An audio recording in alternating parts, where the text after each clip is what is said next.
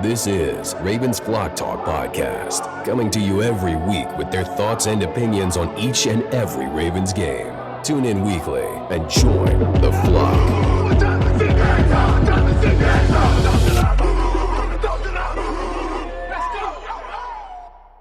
This is Ravens Flock Talk. I am your host, Brandon, joined by my partner in crime, my dad, who is my other host. Week 6, Battle of the Beltway, as they call it, once every 4 years.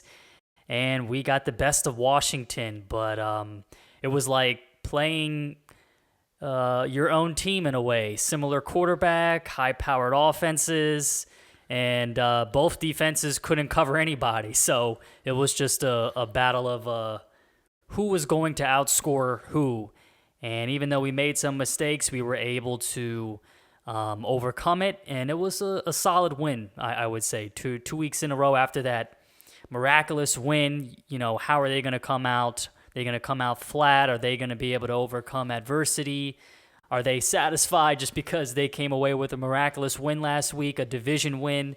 And they came out, and the offense was firing on all cylinders, and they carried us to the win. Yeah, I totally agree. Battle of Beltway. I'm not sure about that because there was never really a battle.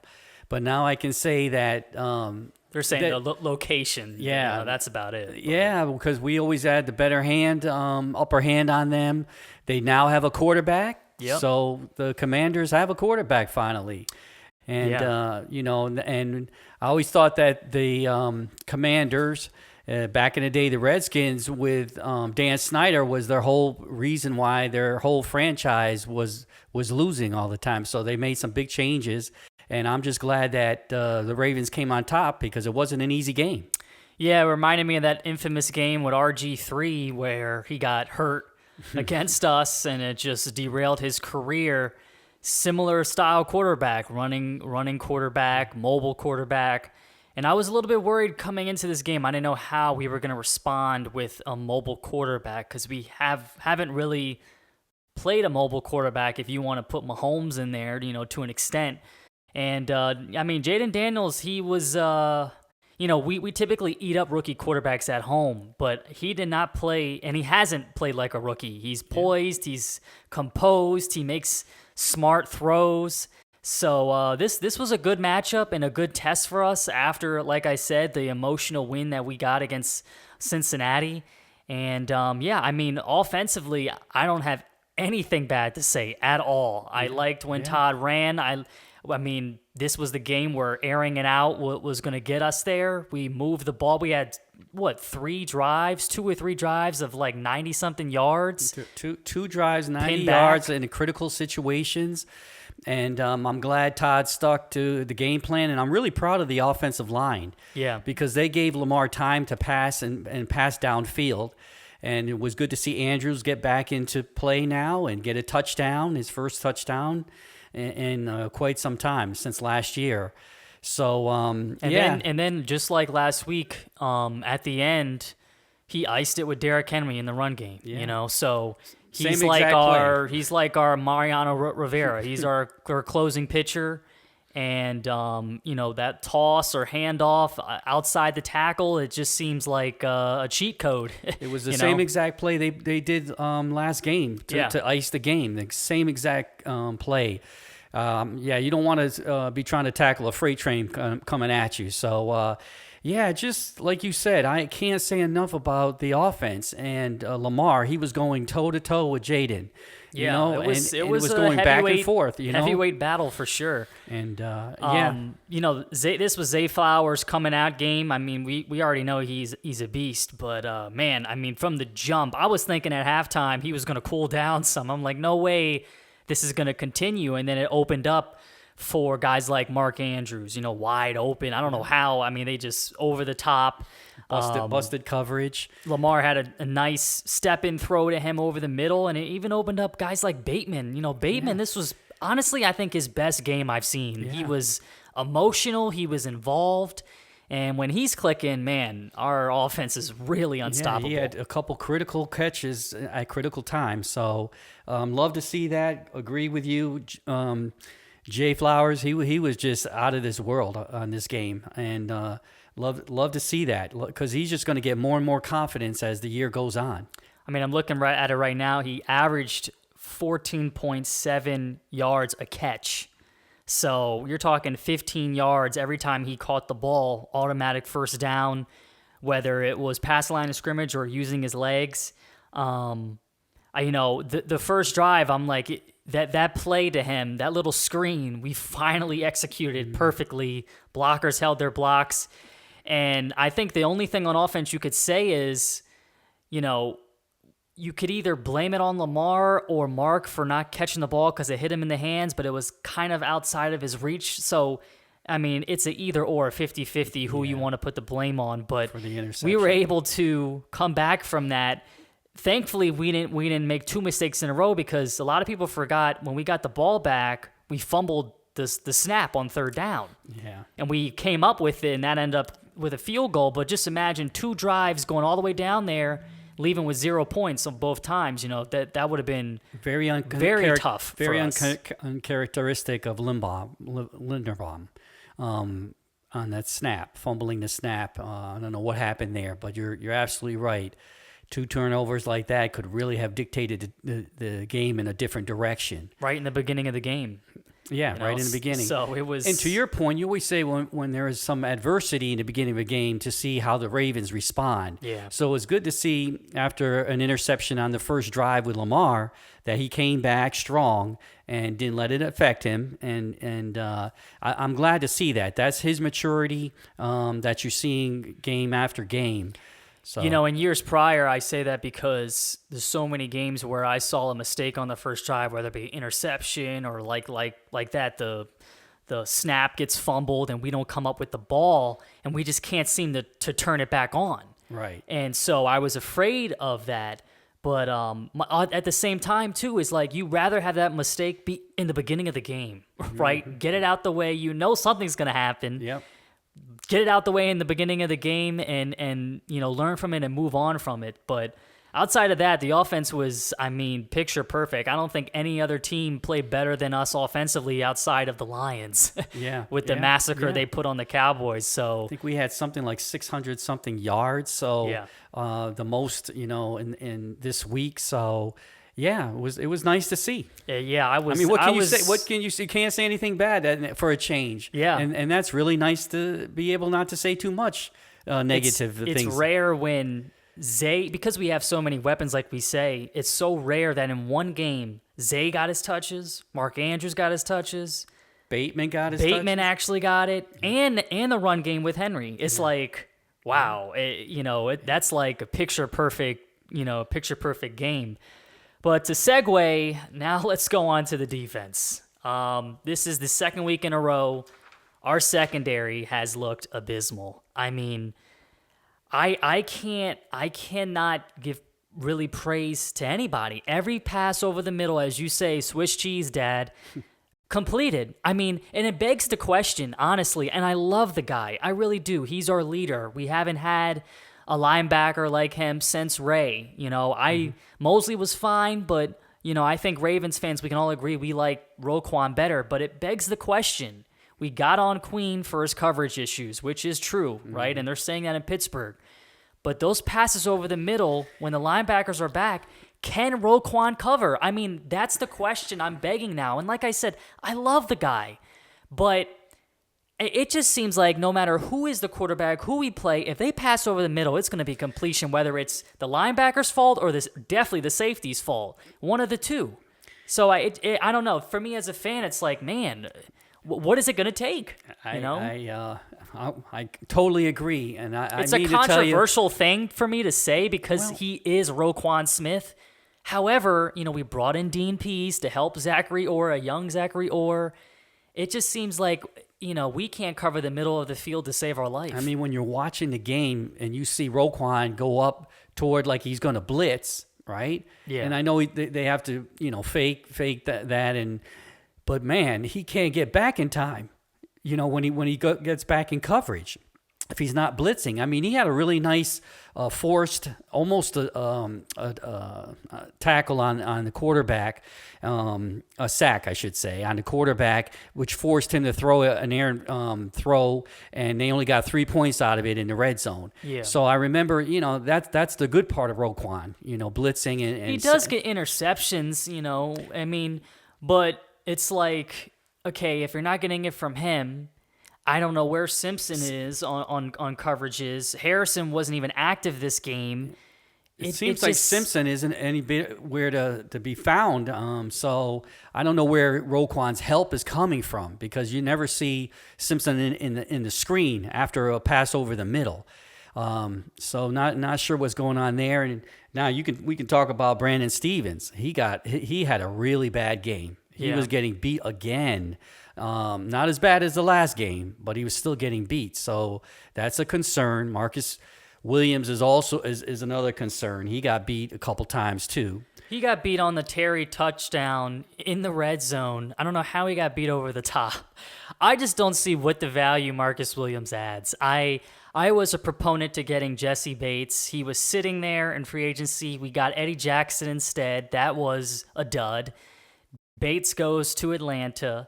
I mean, this is a guy who played in Cincinnati in your own division. I would have thought it was an easy pick for us to get a veteran guy, very good player still.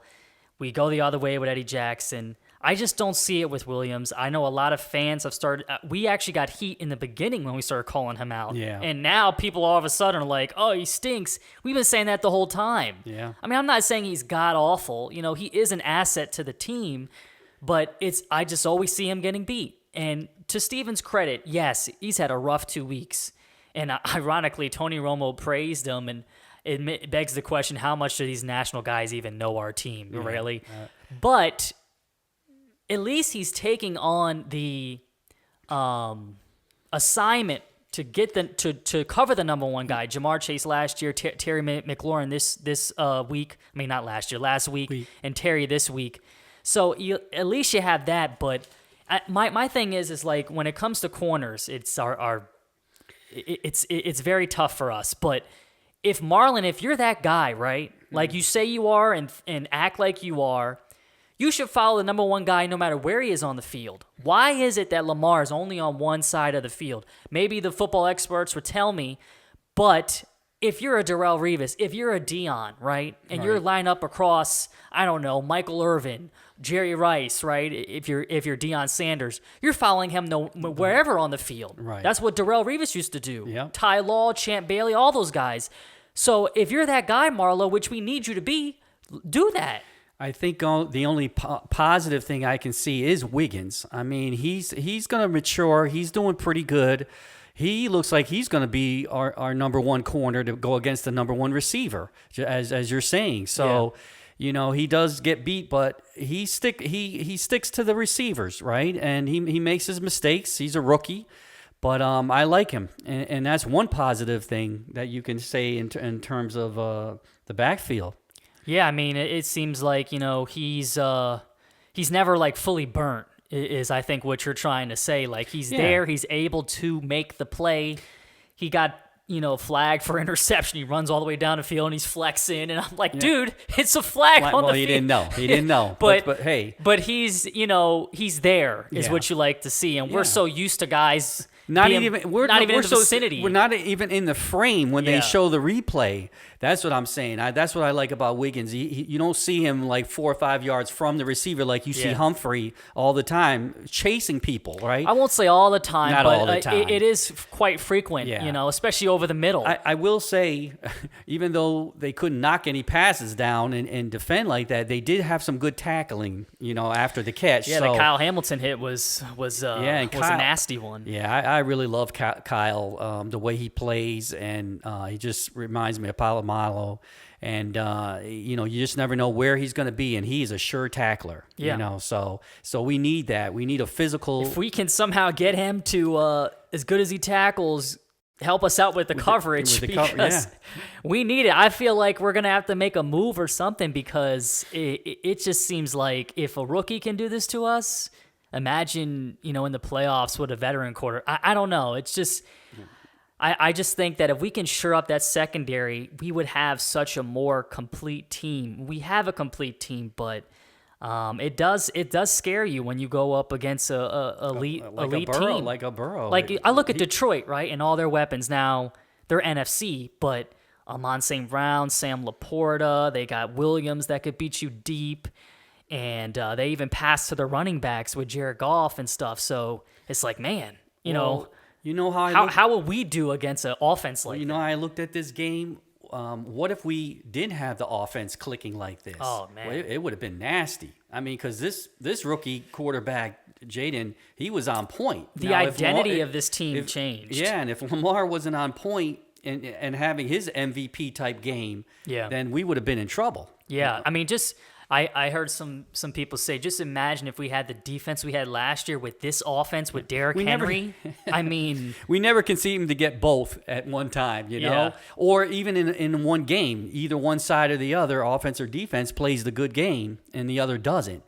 You know, when you put that all together, then you have a magical year. And I love the coverage in Buffalo and Dallas, you know? I mean, I was like, man, this is what I've been earning to see, you know? And then something happened against Cincinnati and then, of course, Washington. I have to think it's the quarterback play, really. It could be, but it's tough. I don't know. They even because Josh Allen is a top 5 quarterback, yeah, and he would look lost against us, you know. Yeah, that's true. They had a bad night though. And Dak Prescott, you know, he's not elite, but he's no slouch either. So I have to disagree to some extent with you on the quarterback thing, especially with the Josh Allen game. They keep saying, in the press conferences, it's little things that they need to fix. It's doing what they do in practice. Nothing structural is the way they put it. Just little tweaks, but I don't know. Watching them is more than little tweaks. It's a concern. It's definitely a concern. It is, and because our secondary is such a weakness, it emphasizes getting pressure on the quarterback. And I'm actually surprised he didn't run as much as I expected him to, but he didn't need to. I mean, guys were open, right? Yeah. Why run when you can just beat us over the top with a guy that's wide open? And again, let's give props to the offensive line, giving him some time, and also for the runs, the run blocking. You're talking about Lamar? Yeah. Or Jaden? Lamar. Oh, Lamar. Okay, I was talking about the defense. You talking about the Jaden? Were you talking about? Yeah, I'm saying he didn't have to run this game. Yeah. I was expecting him to because of how fast he is, but. Right. You thought I was talking about? No, I was talking about Jaden. Okay. And why did he need to this game? Yeah. All his receivers were open. Yep. He was 24 for 35, and he had to throw it a lot too because he was down. Yeah. But he was very efficient. Yeah. I got to agree with that. And back to the Ravens and Lamar. Having those design runs actually really worked this time. He had some really fabulous runs in this game. Yeah, the one to ice the game where he got hit out of bounds and stuff. But he had that long run. I don't know how many yards it was. Down the sideline. Down the sideline. And Lamar is Lamar. I now have gotten used to him, Brandon, running, right? Because I used to think he's going to get hurt. But that is our game plan. And I know, and he's now, not going to be Tom Brady. And now with Henry back there, that gives him so many options, and he doesn't have to run as much as he used to. And Henry is such a decoy, and that's why he was able to find those receivers, because they're so worried about having 6 and 7 men at the line on the other team to stop Henry. Yeah, you just got to knock on wood that they don't just completely 360 in the playoffs as we're so used to seeing. Last person I also want to highlight on the defense, and he actually did get a sack, and he was getting some pressures last week on Burrow. And I wasn't thrilled with the signing because he's been with us before, and I didn't see much, and then we let him go. And that's Yannick Ngakoue. I mean, he did get a sack this game. But a lot of the times I've noticed when he's on the field, I'm always looking for 91 because we just acquired him. Yeah. And He pressured a lot. I Yeah. mean, he had to get. There was a few times he got Jaden out of the pocket and made him uncomfortable, and we need that. Like I said, with our secondary. So that was a nice rotational piece to pick up when you just in case of an injury of a Owe or You a probably Jabo. don't know this, but in the post game, in the locker room, Harbaugh gave him a game ball. Yeah, I saw Oh, you him did and see that? Ben Cleveland. I think. Yeah. So that just proves your point. And you didn't have much. He just came up from the practice squad, Yeah. so you didn't think much of it. But he knows our system, and he's a good addition. I mean, stat wise, nothing blows you out. One tackle, one solo tackle, and a sack. Which was the tackle, I assume. So. But if you look at it with your eyes, you're like, man, he's not getting the sack, but he's getting there, And he's right. Yeah. So that's a addition, to the team. So yeah, I mean, outside of agree. that, I really have nothing else to say. The offense was great. If we can just shore up this secondary some sort of way, we'll be good. And I mean, like you say too. We can never get the interception. Darius Washington hits him in the head, in the hand. Now, maybe he thought the guy was going to tip it or something. He got surprised, but it's like... No, you have to make those interceptions. Wiggins drops the 2 against Buffalo. Yeah, I mean, what if it was a closer game? It actually was close. It was within 7 points for most of the game. Yeah. So, those are key situations. But I swear to God, we cannot. Thankfully, it was third down when we he just dropped. can't get an interception. But we got it last week with Marlon, but I'm it's saying the easy ones we don't get. Yeah. I mean, multiple turnovers and interceptions, on a game. But hey, it is what it is. And I go back to those 2 90-plus yard drives. Now, that was good to see. Because we ate up so much of the clock on those 2 drives, keeping their offense off the field, and our defense resting our defense. So that meant a lot at the end of the game. And I mean, I kind of expected us to score because neither defense was good this game. Both secondaries were just getting burnt, so it actually didn't surprise me that we went all the way down and scored. I do want to give props. I can't believe I'm doing this second week in a row to Harbaugh, and the reason why I want to give him props this game is it was 12 minutes left in the fourth. It's 27-13, and we have all 3 timeouts still, right? Mm-hmm. It was a smart timeout to call the timeout on, I believe it was the 4th down, just before the 4th down play. Mm-hmm. Get your defense, get in the right set, even though they still scored in the corner to Terry on Brandon Stevens, and he actually passed interference. It was a pass interference, and he still caught it, but they didn't throw the flag.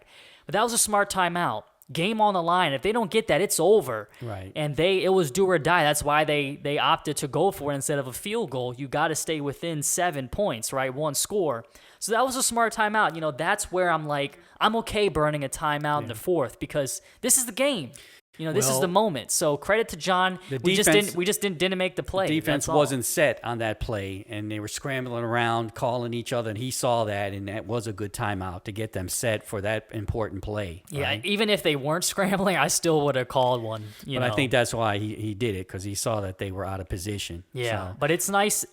And finally, I won't say finally because he couldn't mess up next week, but both games in a row, kind of tight games. This was a kind of tight game. Mm-hmm. It didn't seem like a 7-point win to me, but because the offense was clicking so much for Washington. But you needed all those timeouts in these last 2 weeks. So credit to John for not burning them in the first half. And we also got to give props to Todd because he mixed it up quite well. That's what we always already gave him the props in the beginning. I know, but we wanted him to make those adjustments where where it wasn't just one-dimensional, and that's what I like. And I don't know if Lamar is changing plays on the line when he sees the defense, because he is saying that in press conferences. He said they gave him much more flexibility to change the play on the line depending on the defense.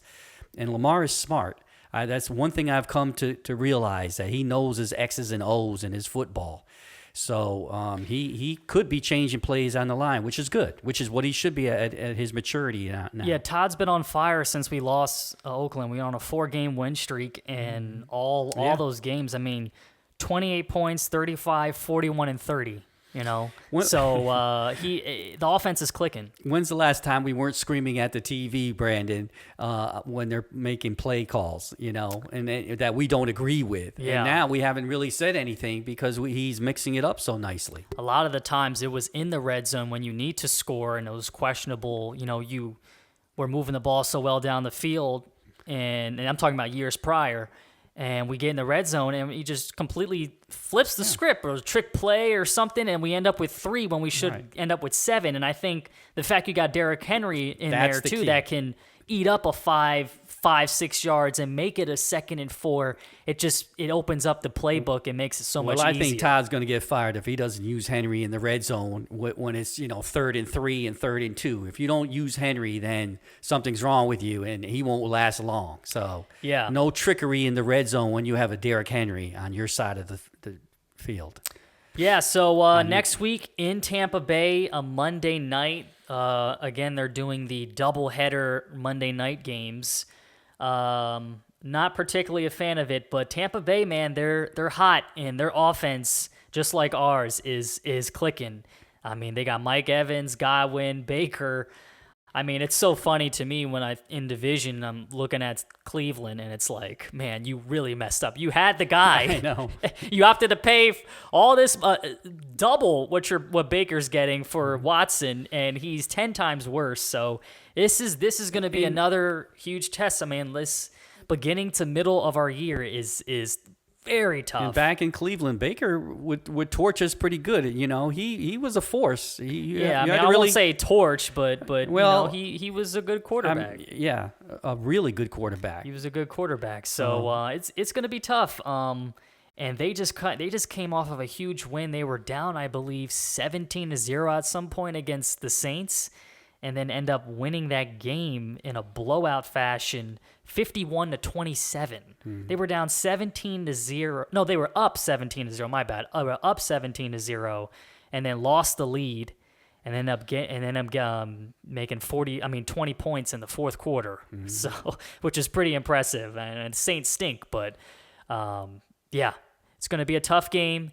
And it's kind of sucks we have to wait all the way till Monday night. I'm not a big fan of these prime time. I don't like Monday nights either. 1 o'clock Sunday is perfect. But, it's going to be a lot of eyeballs on that game. The other Monday night game is Chargers-Cardinals. That won't nearly bring in the amount of viewers. So a lot of eyeballs on us again, and hopefully we just come out and perform as we have been.